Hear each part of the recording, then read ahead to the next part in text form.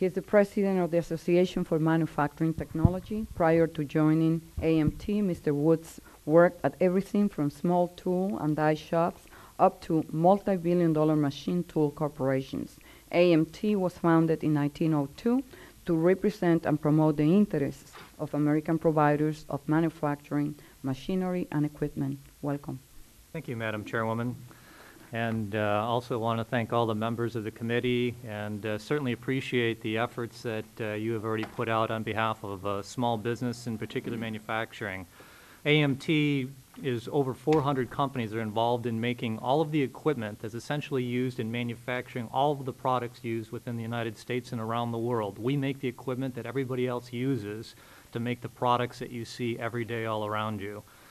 We have about 310,000 skilled employees involved in our industry, engineers, mechanics, electricians, tool makers, and the managers and owners of the businesses. And a lot of our businesses are small businesses. They're 10 million or less. Essentially 60% of our members would qualify as a small business. And 83% of the manufacturing industry as a whole would represent small businesses. And so while we're a small industry by numbers, we're actually quite enormously important from the standpoint of what it is that we provide. We are the fundamental backbone for any progress that would be made in alternative energy programs, healthcare initiatives, defense industry strength. So it's a tremendously important industry, while at the same time, we are seeing the devastation of this recession on our industry like all of the other industries are, and maybe even a little bit more so because of being capital intensive. Essentially, we're the first ones into the recession, and unfortunately, we're going to be the last ones out. And so we certainly appreciate the attention of this committee to the important needs of our members. Some of that could be evidenced by the fact that 60% of our members in recent data, from last year, 60% sales decline for our average members from 2008 to 2009. And in addition to that, we did for President Obama's Automotive Task Force a recent review of our members, and 30% of our members are saying within 6 months they'll be out of business if something doesn't change either with the credit industry and or the current economic situation. So obviously it's critically important. Our focus at AMT is in the next 6 months. If we can't help our members survive the next 6 months, some of these discussions may be somewhat irrelevant. And the number one issue we are faced with is the credit issue. So while all these things tie together, the credit issue is a major point. The provisions and things that the committee has done in the Reinvestment Act have been great. The 90% loan guarantee, the waiving of the fees has been phenomenal. But unfortunately, if you still can't get the credit, the fact that there's a guarantee doesn't really help, and that has been a problem. The bonus depreciation and the enhanced Section 179 expensing, great things as well. We really appreciate that. Unfortunately, if companies aren't making profit, it's very difficult for them to use those, so that's not accelerating the cause and need of our members right now.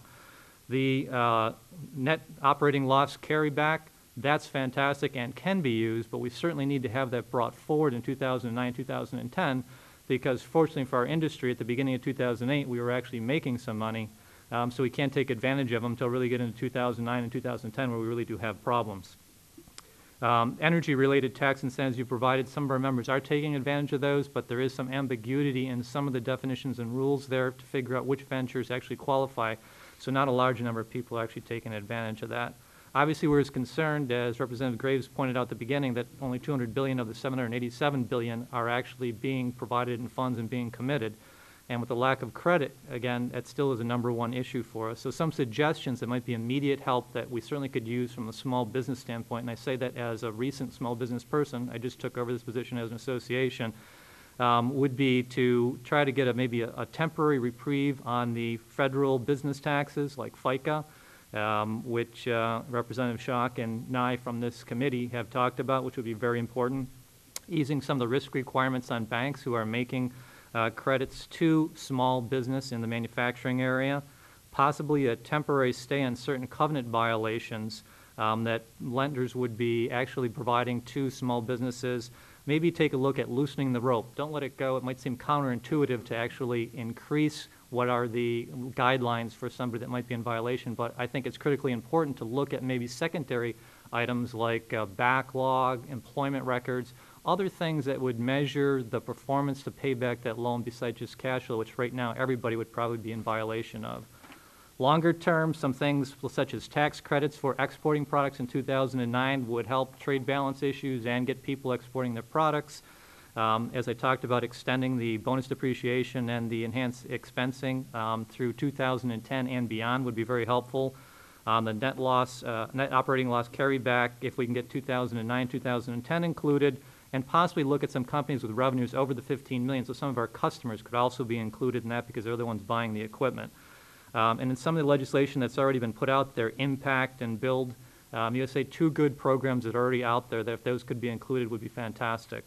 So the most important thing, with all those said, all those would be for naught if we start imposing any other new programs that put taxes onto businesses. So I implore the committee to do the best they can to avoid any burden on taxpayers going forward. And with that, I'd like to submit, if I could, a request to have my written testimony submitted to the committee, if that's possible.